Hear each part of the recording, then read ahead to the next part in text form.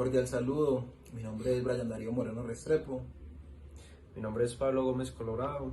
Y yo soy Santiago Cifuentes Ochoa.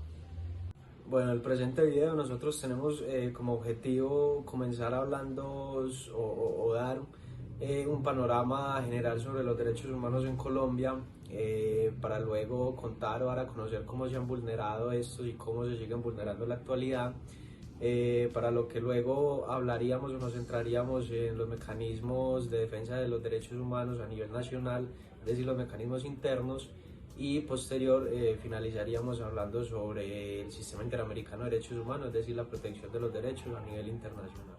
En el contexto de la protección de los derechos humanos en Colombia, es importante decir que aunque tengamos unos lineamientos constitucionales ya desarrollados, que desarrollan pues la protección de los derechos humanos, en la realidad es muy diferente, ya que se evidencian violaciones, desplazamientos, amenazas, entre otras, y en ocasiones vemos que el autor de estas violaciones y vulneraciones es el Estado, tal como lo vemos en documentales como Impunity y El Testigo, entre otros. Bueno, para continuar pues dentro del contexto del video, hay algunos hechos que evidencian las vulneraciones a los derechos humanos. La más representativa, hablando pues obviamente del contexto nacional, vendría siendo los falsos positivos, los cuales fue una serie de asesinatos o masacres también que se implementaron o se llevaron a cabo durante la implementación de la seguridad democrática, que fue impuesta por el expresidente Álvaro Uribe Vélez, el cual tuvo pues un largo periodo de gobierno. En este tiempo que duró esa implementación de la seguridad democrática, pues incrementaron muchísimo los números de asesinatos y de muchísimos otros delitos en contra de población inocente, para luego hacerlos pasar como población o como integrantes de los grupos guerrilleros que pues delinquen en Colombia. Entonces nosotros concordamos en que los falsos positivos son los hechos que evidencian más que todo la vulneración de los derechos humanos en Colombia. Las víctimas han sufrido un sinfín de aberraciones, tales como desplazamiento forzado, homicidio, extorsiones, violaciones, entre otras. Estas afectaciones los persiguen aún hasta la actualidad, pues debido a que no se han logrado esclarecer la verdad de muchas de estas aberraciones, las víctimas se les ve vulnerado su derecho a la verdad, al igual que no se ha podido lograr una reparación integral a estas víctimas. Según la guía de la ONU, el Estado tiene el deber de prevenir las violaciones a los derechos humanos, así como también tiene la obligación de reparar a las víctimas. Es importante mencionar cuáles son los mecanismos para hacer efectiva la protección de los derechos humanos, los cuales son el habeas corpus, el habeas data, la acción de tutela, la acción popular, la acción de grupo y la acción de cumplimiento. Y por último, el derecho de petición. Es de resaltar que usualmente los más utilizados son el derecho de petición, el cual busca dar una respuesta de fondo a una solicitud, la acción de tutela, la cual busca la protección de los derechos fundamentales, la acción popular, la cual busca la protección a los derechos colectivos. Bueno, en respuesta a la segunda interrogante, que trata sobre la efectividad, la eficacia de estos mecanismos de protección de derechos humanos, pues nosotros hemos respondido o hemos contestado que los mecanismos existen y como tales son eficaces dentro del derecho, es decir, la figura dentro del derecho es eficaz.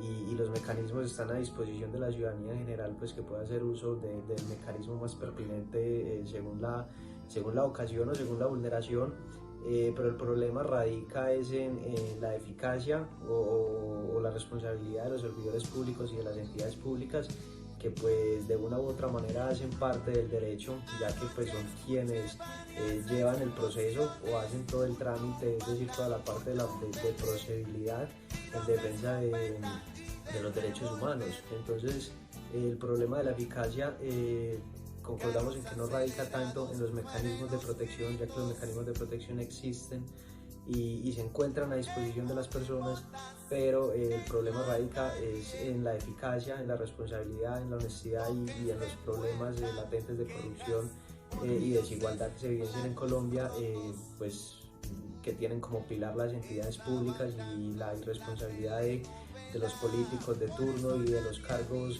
políticos que son asumidos por elección popular, o muchos que son simplemente por nombramiento, que evidencian o permiten una clara ineficacia en la respuesta a la protección de los derechos humanos, cuando es el Estado el que debe garantizar la protección de los mismos. Y pues como sabemos, el Estado se fundamenta por las entidades públicas que son responsables de su desarrollo. Armengoli y Fisas nos aclaran que la diferencia entre el Estado, los paramilitares y las guerrillas respecto a la responsabilidad de los derechos humanos recae en que las Fuerzas Armadas del Estado tienen el deber de cumplir y respetar estos derechos, mientras que los grupos insurgentes no tienen esta perspectiva de cumplimiento ni respeto por ellos. Mientras estos no se encuentren inmersos en un diálogo de paz, no se da un cumplimiento de los derechos estipulados. Para que un hecho sea conocido por el Sistema Internacional de Derechos Humanos, se deben agotar todos los mecanismos internos de protección de derechos humanos, a excepción de aquellos hechos que son considerados como graves, tales como violaciones, masacres, entre otros. Para los hechos victimizantes, traemos a colación nuevamente, y hemos hecho mucho énfasis en estos hechos durante el desarrollo del video, son los falsos positivos, pues porque estamos en el contexto nacional, y son hechos que han trascendido a la esfera internacional por su gravedad, precisamente por su gravedad, y como decía mi compañero Brian, estos hechos que se vuelven masacres y asesinatos a gran nivel, se vuelven hechos relevantes inclusive a nivel internacional, pues no es un secreto ni siquiera a nivel internacional toda la situación que tiene que ver con los falsos positivos que se dieron durante la implementación de la seguridad democrática, también para asegurar los incentivos o las bonificaciones que se crearon durante el periodo de gobierno del expresidente Álvaro Uribe Vélez, pues que este incentivo lo que buscaba era precisamente bonificar a los integrantes de la fuerza pública por las bajas del enemigo, por así decirlo, en batalla o durante la guerra con los grupos insurgentes, pues, de aquí de Colombia.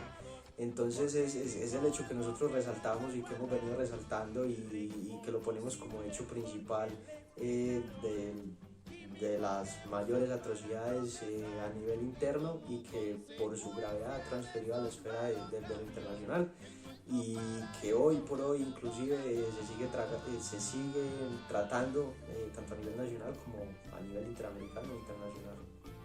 Retomando lo que dice el compañero Pablo, es claro que hay una sistematicidad y una generalidad en estas ejecuciones extrajudiciales, debido a que en la mayoría de estos casos el común denominador eran personas ajenas al conflicto. En su mayoría eran víctimas, campesinos que simplemente habitaban en zonas golpeadas por el conflicto armado, por lo cual la generalidad eran personas de bajos recursos, campesinos, habitantes de las zonas más afectadas por el conflicto armado, y la sistematicidad hace referencia al sistema que estos tenían debido a las bonificaciones que se ofrecían por estas bajas dadas en combate.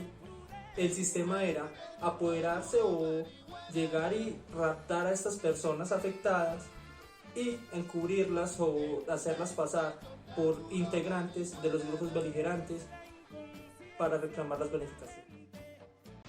Nuestro grupo concluye en sugerir algunas propuestas, como sería la implementación de una seguridad real, es decir, una seguridad a favor de las personas más vulnerables, como lo sería la población campesina, pues que son quienes más han sufrido los golpes de la guerra a raíz de las injusticias y de la corrupción.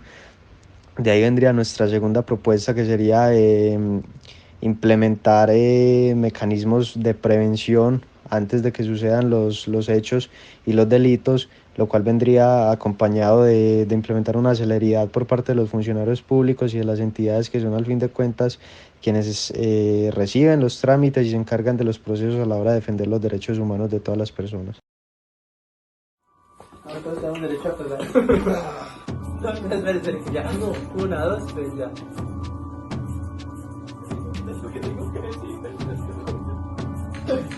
Introducción. Desde la tragedia no se da un cumplimiento de los derechos estipulados. La idea de respetar los derechos.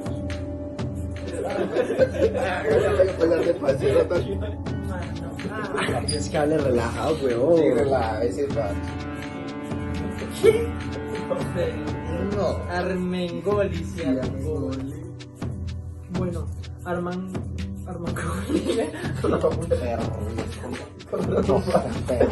Saca mis 5 segundos, weón, y ya yo empiezo. El cual. Hágale. Media hora para empezar. Estaba esperando que se quedara callado. Ese duró los 30, yo creo. Y si duró los 30, yo creo que sí, pero más. Contexto nacional, es decir, los mecanismos internos para la protección de los mismos. Volviendo el papo. ¿Cuándo era? Dale. Vale, pa.